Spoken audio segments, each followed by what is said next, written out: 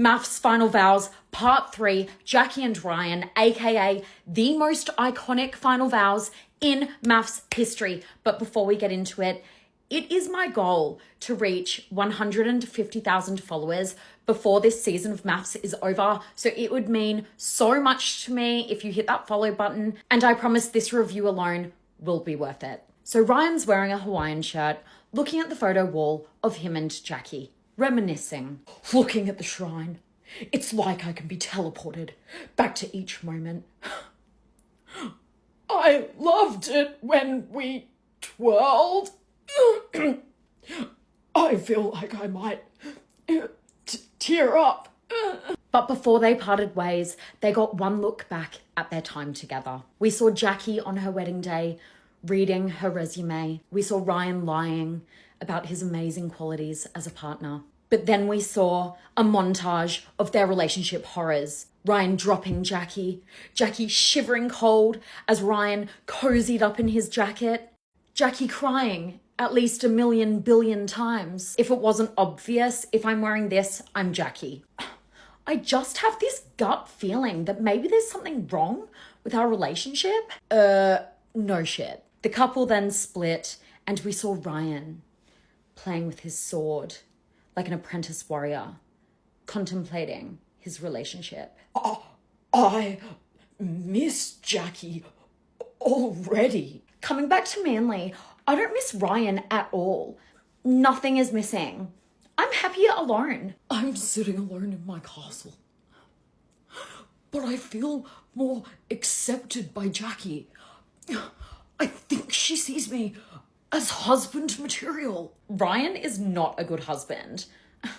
His sword is weird. I think Jacqui's putting aside her toxic communication and that she realizes that I am a good husband. Ryan's not impressive. He shit on our whole relationship.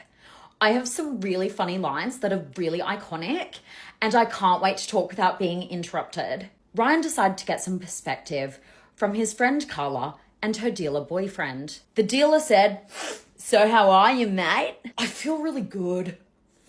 I feel like she might actually respect me now. You know, mate, I learnt this in juvie. A leopard can't change its spots, mate. Because it can't. She treated you like shit, mate. She put you through the grinder. And that's not on.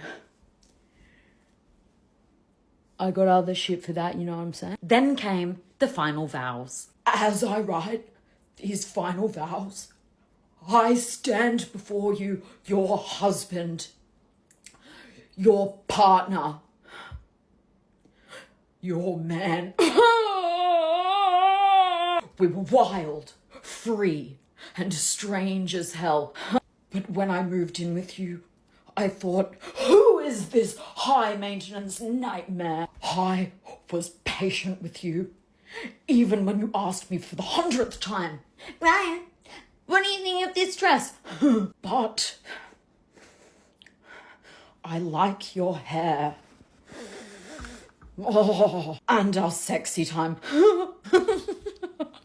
Guys, I'm trying so hard. But with all that being said, it was impossible to overlook the roadblocks. I got angry when you suggested that I could be a stay-at-home dad and raise my own children. I will never let anyone question my manhood. And then you entertained a single man. You gave him your number. I feel that we are not strong enough to continue this relationship. And it's with a heavy heart that I must walk away from this relationship. I'm sorry for saying you had crazy eyes. And for this. Ryan, I gave you everything I could, But don't mistake my tolerance for forgiveness. The good times in our relationship were because I ignored my gut feeling. I hoped you'd change, but you didn't. You fall way below my standard of what I expect from marriage. What I learnt is that I shouldn't try to fix my husband.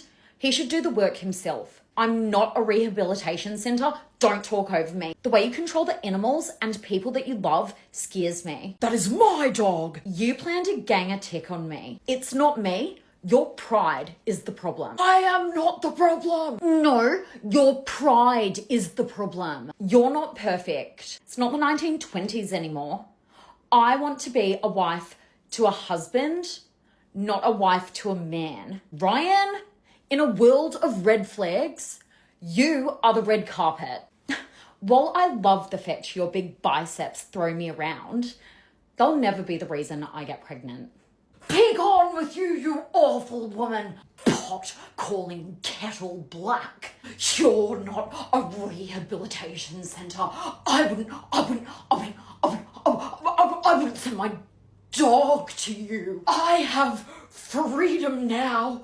I've been vindicated like a gladiator at the end of his career.